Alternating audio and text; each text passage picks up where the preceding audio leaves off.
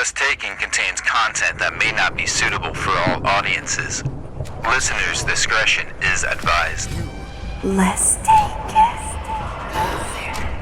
They're strong.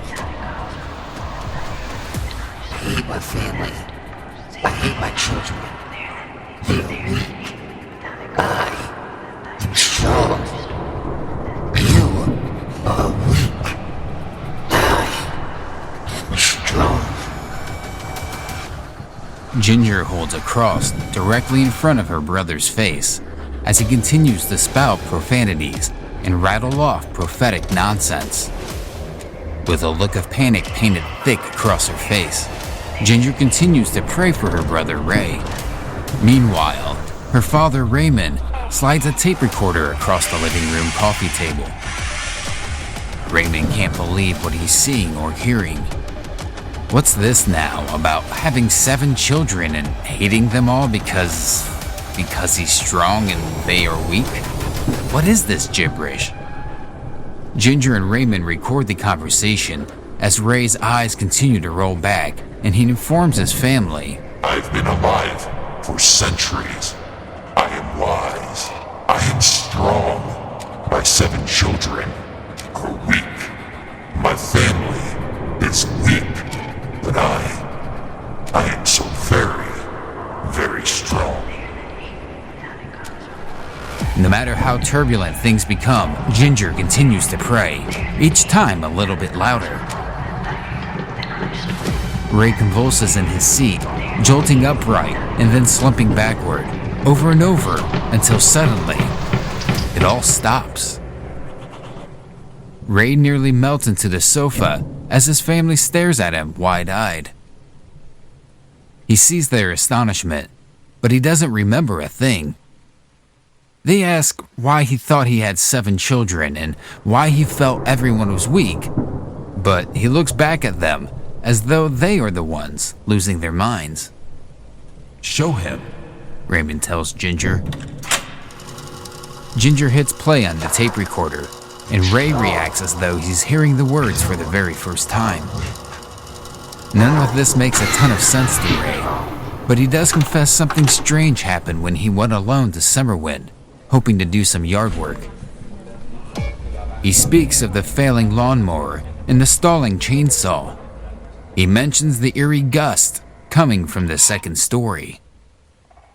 Then, he provides a detail he hasn't dared to share with anyone else. Until now.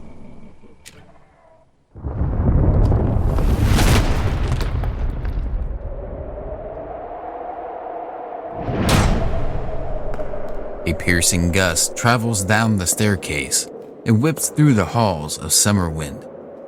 Perplexed, Ray stops what he's doing and makes his way up to the 2nd story of the old mansion. It's dead silent, but he can feel air circulating around upstairs.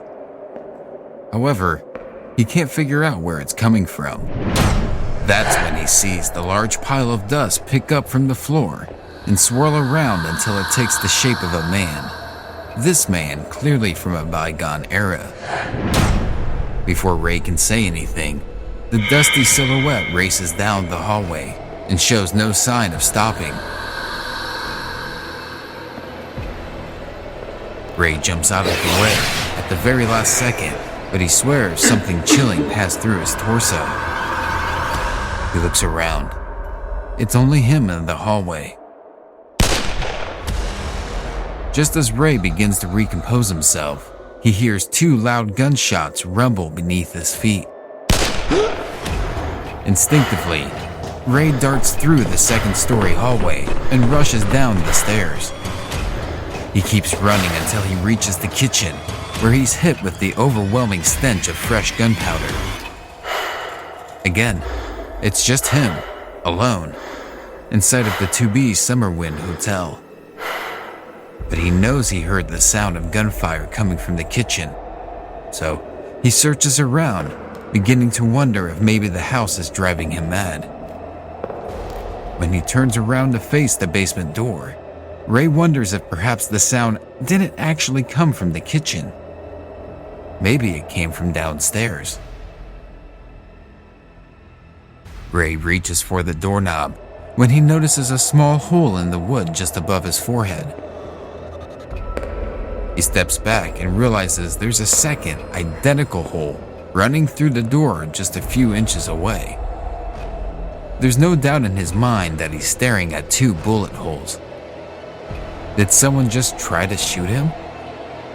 Ray traces his fingers over the holes. Despite the noticeable gunpowder scent in the kitchen, the damage appears to be quite old. Although he's curious about his discovery, Ray's had enough of Summerwind for one night.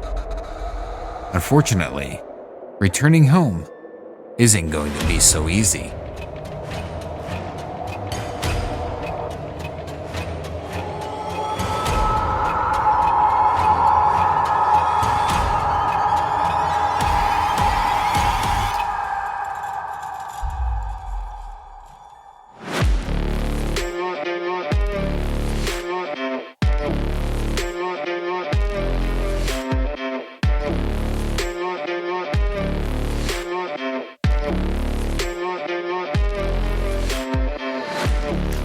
You're listening to Summerwind Part 3, the third story from Less Taken, Season 3.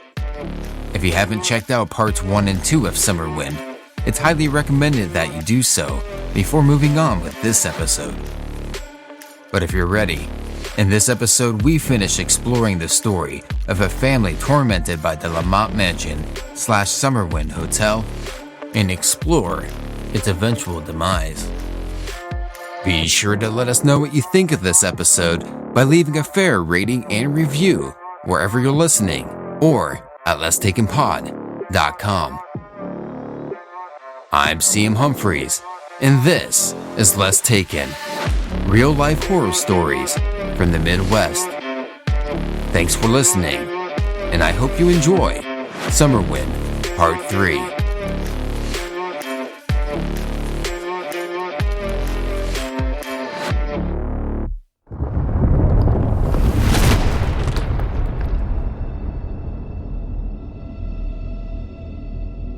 Ray explains to his father and sister that some sort of glowing, dusty apparition ran straight toward him, jaw agape, as though silently screaming, and then it went right through him.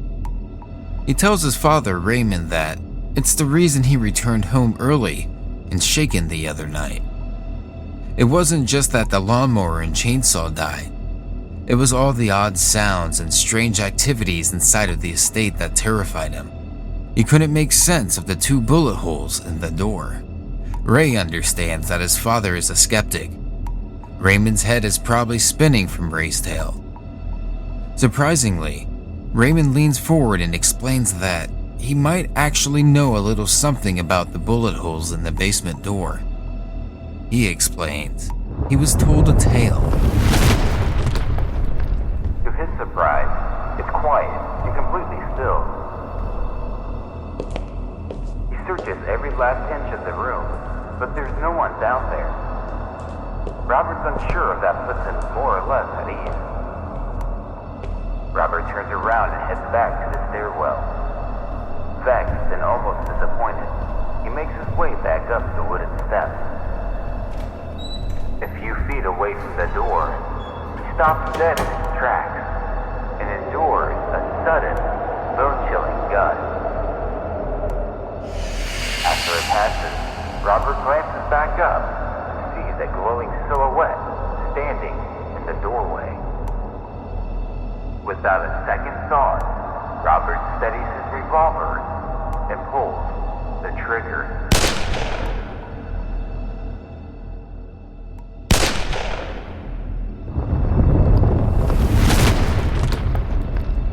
The legend of Lamont shooting at ghosts in the dark nearly petrifies Ray.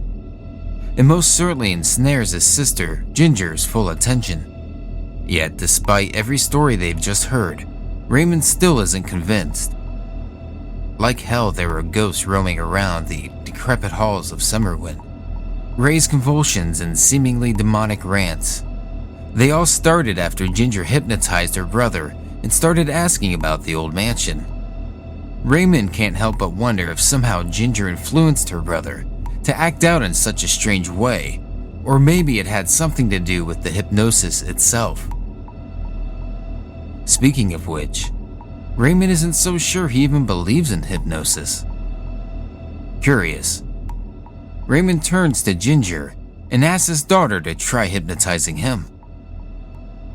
Hesitant at first, Ginger picks up a ballpoint pen and slowly moves it from side to side.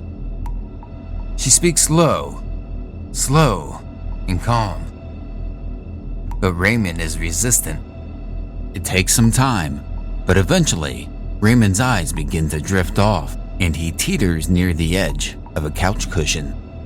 Ginger insists that her father listens to her and only her voice. She asks her father to revisit Summerwind in his mind. I'm there.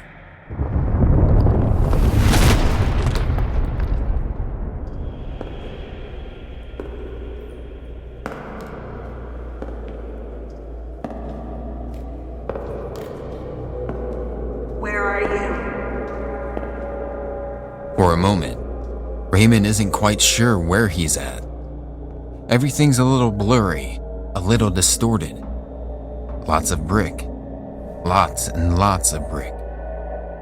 He's in the basement. Tell me what you see. Ginger is in the living room, sitting across from her father.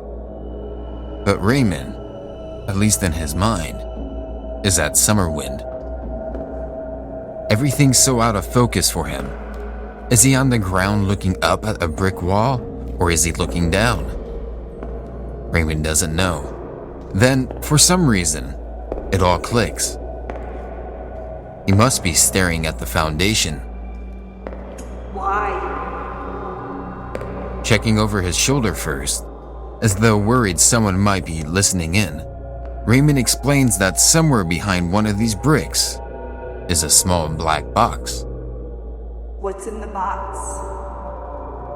Raymond doesn't know. All he's certain of is that one of these bricks is going to be loose, by design. Look around and tell me what you see.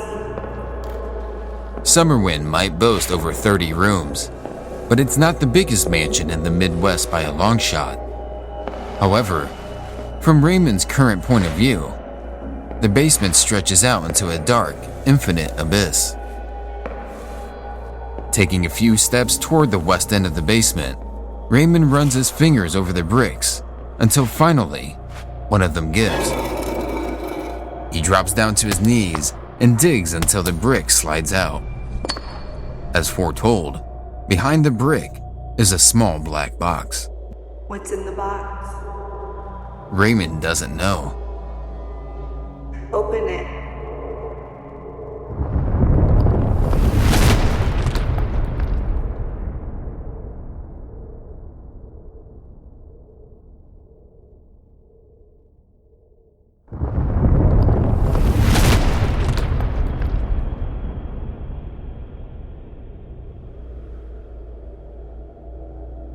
Tell me what's inside.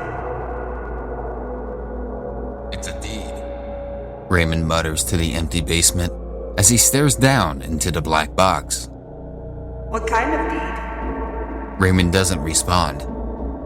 He stares down at a few old pieces of paper. They appear to be some kind of formal document. It's written in a quill pen-like cursive, and the ink has long faded, just barely there. Back in the living room, Ginger tries to re-establish a connection with her father. He hasn't responded to her in a few seconds.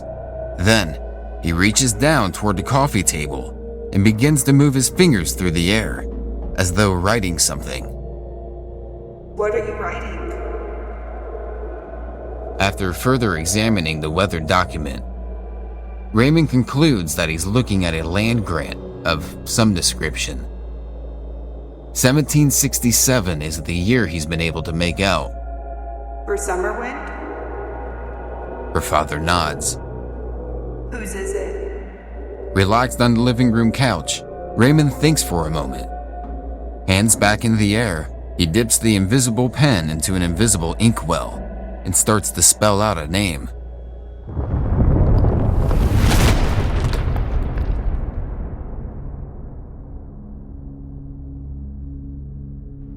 John Carver. When Ginger brings Raymond back out of his trance, she explains that he told her he found a land grant belonging to a man named John Carver, but he didn't know who that was, and he still doesn't. The name doesn't ring a bell. He doesn't even know if he has friends with the last name Carver. Regardless, there's something familiar about the man, at least his appearance. He might prefer chalking it up to deja vu, but Raymond is 100% certain he's seen this man before, in his dreams.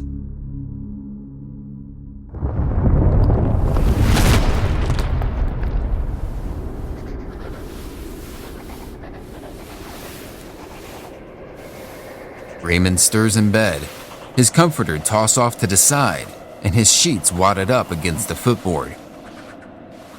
His eyes flip open, and he surveys the room for what feels like several minutes, and without blinking once. The air carries a chill to it. There's a slight breeze. He can't understand why he got rid of the covers, and he sure as hell doesn't know why Summerwind is so drafty. Raymond sits upright and continues to stare out into the unlit bedroom, but he sees nothing unusual. As for the draft, that's something he can look further into tomorrow. Right now, he just wants to go back to sleep. The sheets are a few inches away from his fingertips, but no sooner than Raymond leans over to grab them, the transparent face of John Carver springs up in front of him. Panic builds deep inside Raymond, but before he can make a rash decision, the glowing apparition of Carver gestures for him to calm down. Carver waves his index finger as if to say, "Follow me." No part of Raymond wants to abide, yet he feels his legs sliding out over the edge of the bed, the torn and matted down carpet beneath his toes. He has no control over himself. Carver slides across the room, travels through the hallways, and stops at a basement door in the kitchen. Raymond follows Carver's every move. When Raymond finally catches up, Carver points at the door.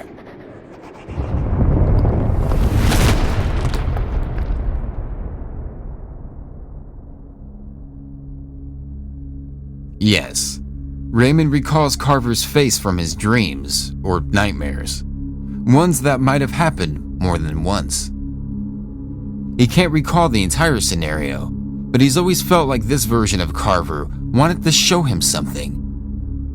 And now, Raymond realizes it must have been the mysterious land deed all along.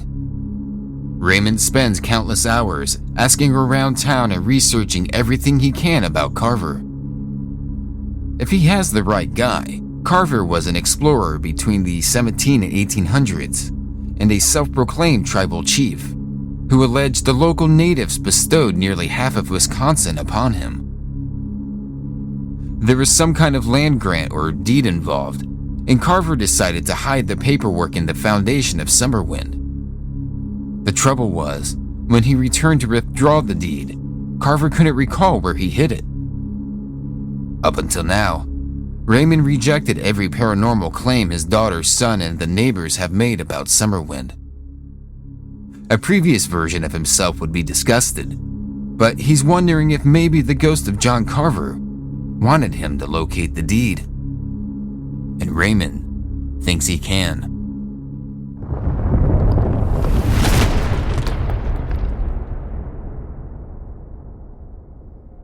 Ginger starts to wonder if her father has lost his mind. He's not at their home. There's a small RV he sometimes sleeps in while working on Summerwind, but he's not there either. For who knows how many days now, he's been roaming around the mansion basement, desperately searching for a loose brick or cinder block. Every day is just more disappointment for the both of them.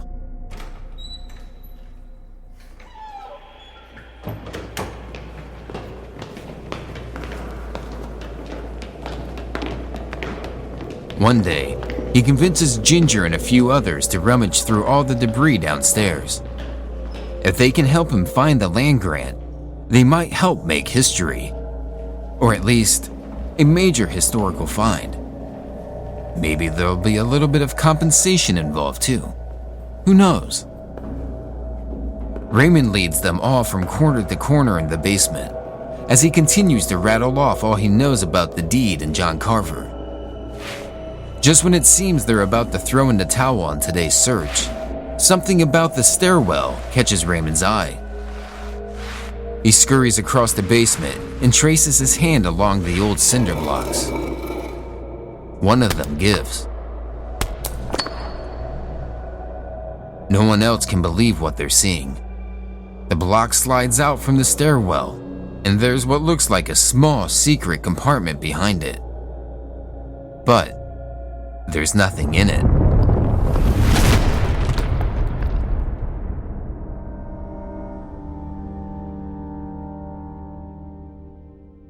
The search expands a little more each day, but the result is always the same. They find nothing. If the Wisconsin land grant truly exists, it's nowhere to be found in all of the old Lamont Mansion. Ultimately, Raymond decides it's best to move on from the Summerwind project. Much like his own daughter, he's unable to turn the estate into any sort of lucrative attraction. Raymond goes on to write a novel called The Carver Effect that depicts his paranormal encounters inside of Summerwind and details the rumored land grant. But he leaves the mansion behind, glad to be rid of it. And of course, Ginger is happy with her father's decision.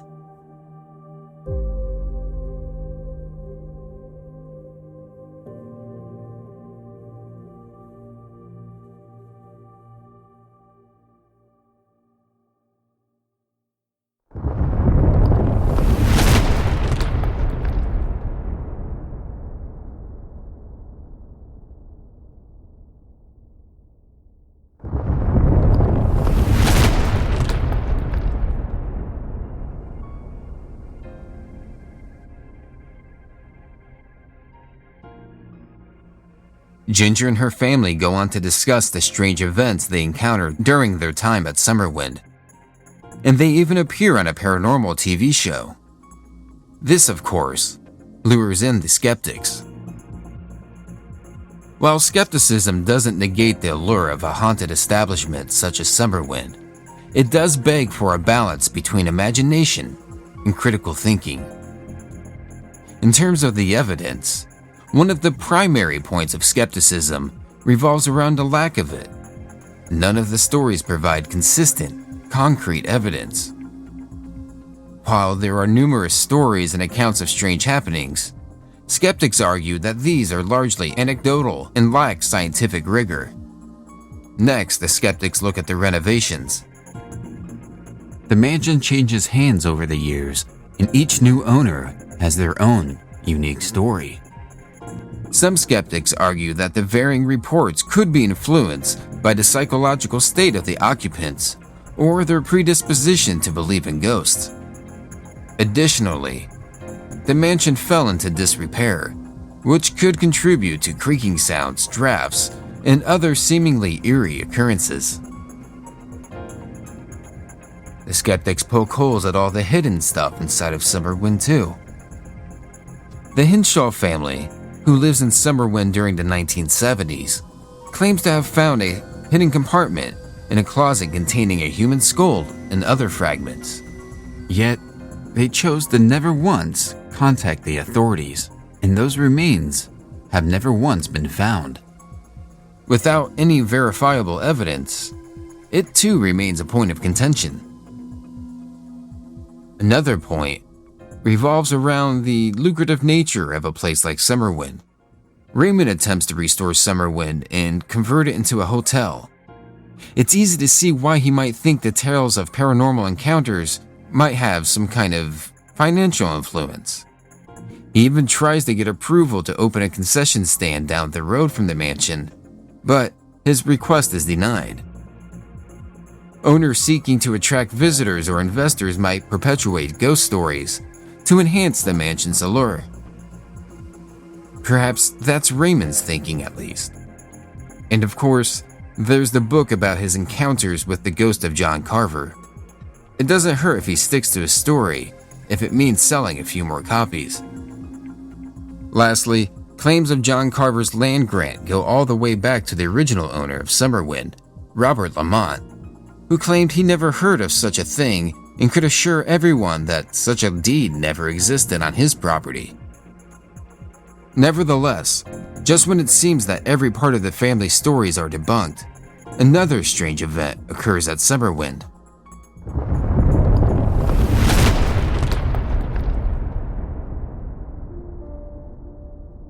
Not long after the Hinshaw family abandoned Summerwind, it sits vacant for years, continuing to fall apart. There are several attempts to demolish it, but they're never completed. In 1985, Land O'Lake officials make an argument for demolishing the old Lamont Mansion, as it's become a popular hangout for mischievous teenagers and the occasional squatter. It seems like every week there's more graffiti too. It's become a giant eyesore in their community, but their request is denied and the crumbling mansion is allowed to remain standing. June 19, 1988. Lightning strikes Summerwind. The remains of the mansion quickly catch fire and blow out in all directions. And most of the old Lamont Mansion burns to the ground. The police first suspect that it might have not been lightning, but an arsonist that set the mansion ablaze. A few nearby neighbors disagree though, and they claim they saw the exact bolt of lightning that finally brought down the infernal house. Today, ruins are all that remain, but those ruins are considered a historical landmark. What's now called the Summerwind Mansion rests on a private island, closed off from the public. If you're lucky enough, you might be able to keep an eye on local events and get a tour of the area.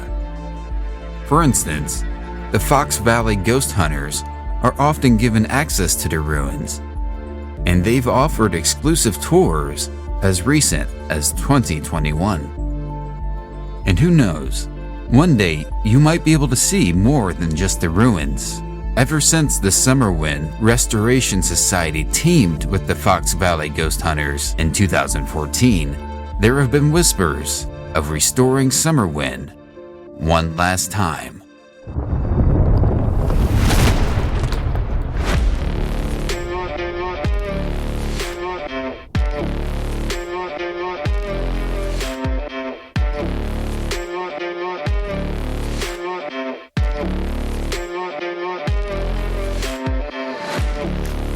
Thank you for listening to Summerwind, Part 3, the conclusion of the third story from Less Taken, Season 3. Please let us know what you think of this episode by leaving a fair rating and review wherever you're listening.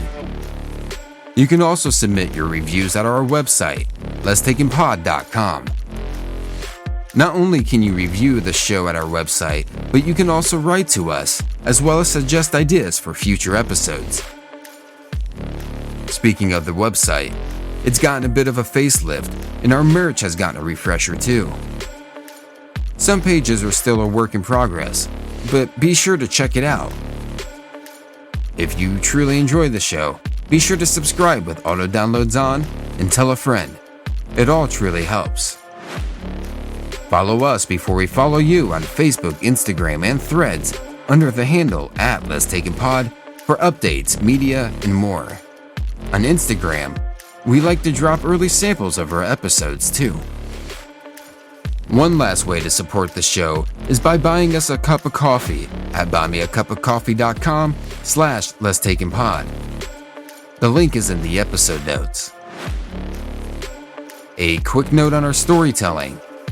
While we do our best to stick to the facts, we sometimes take creative liberties to maintain narrative cohesiveness. I'm CM Humphreys, and this is Less Taken, real-life horror stories from the Midwest. Once again, thanks for listening, and I hope you join us next Wednesday for a preview of story number 4 from Less Taken, Season 3.